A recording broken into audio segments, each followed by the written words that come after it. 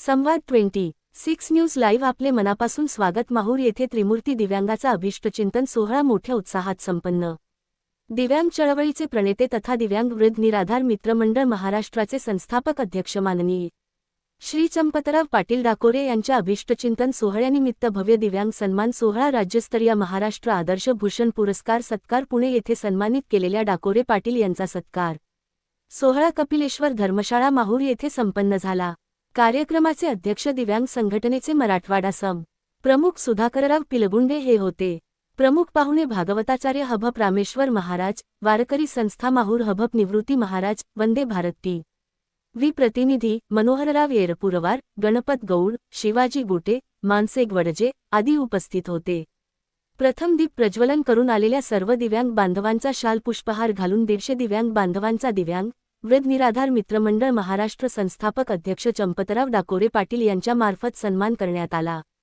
कार्यक्रमाचे अध्यक्ष प्रमुख पाहुण्याचा सन्मान सत्कार दिव्यांग संघटना माहूरच्या वतीने करून नंतर त्रिमूर्ती दिव्यांगाचा जन्म अभिष्टचिंतन माननीय चंपतराव डाकोरे पाटील, प्रदीप शेरकुरवार, रेवा राठोड यांचा जन्मदिन केक कापून अभिष्टचिंतन सोहळा उत्साहात साजरा करण्यात आला.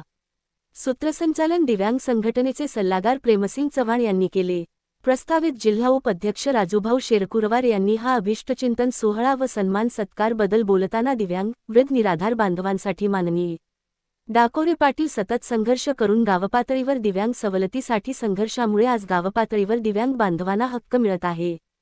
त्यांनी केलेल्या कार्याची दखल महाराष्ट्रभर घेऊन त्यांना आतापर्यंत 38 पुरस्काराने सन्मानित करण्यात आले. अशा संघर्षमय नेत्यांसोबत आपण सर्वांनी संघटितपणे संघर्षात सहभागी होण्याचे आवाहन केले.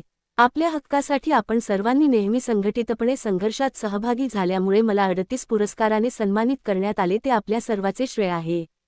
तुम्ही सुद्धा आम्हा त्रिमूर्ती दिव्यांग जन्म अभिष्टचिंतन सोहळा उत्साहात साजरा केला. असेच प्रेम आपुलकी कायम राहो. सर्वांनी संघटितपणे संघर्षात सहभागी व्हावे असे आवाहन केले.